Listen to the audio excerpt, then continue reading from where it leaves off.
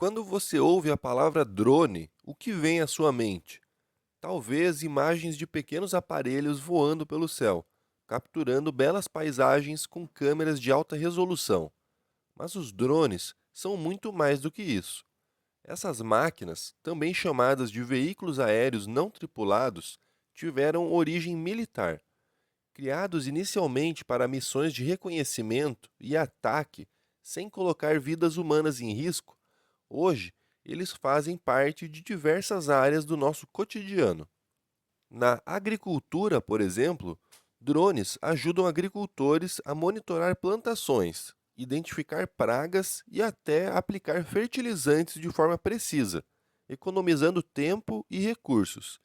Já na área de entregas, grandes empresas estão investindo em drones para transportar pacotes com rapidez, transformando a logística do futuro. Na segurança, eles são utilizados por bombeiros, policiais e equipes de resgate, alcançando locais perigosos ou de difícil acesso. Imagine um drone mapeando uma floresta em chamas ou encontrando sobreviventes após um desastre natural. O que antes parecia ficção científica, hoje é realidade. E claro, não podemos esquecer dos drones de entretenimento, desde corridas emocionantes até shows de luzes no céu, substituindo fogos de artifício. Eles trazem novas formas de diversão e arte. Mas com toda a tecnologia, os drones também levantam questões importantes. Privacidade, segurança aérea e regulamentações são desafios que precisam ser discutidos. Afinal, um céu cheio de drones exige regras claras para evitar acidentes e abusos. O futuro dos drones promete ser ainda mais incrível.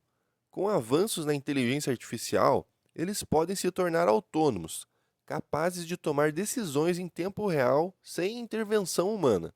Podemos imaginar cidades onde drones fazem parte do dia a dia, desde a entrega do seu pedido até a inspeção de pontes e prédios.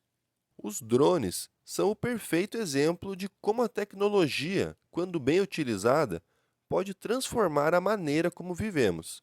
Eles unem inovação, praticidade e até um toque de imaginação, mostrando que o futuro já chegou e ele voa sobre nossas cabeças.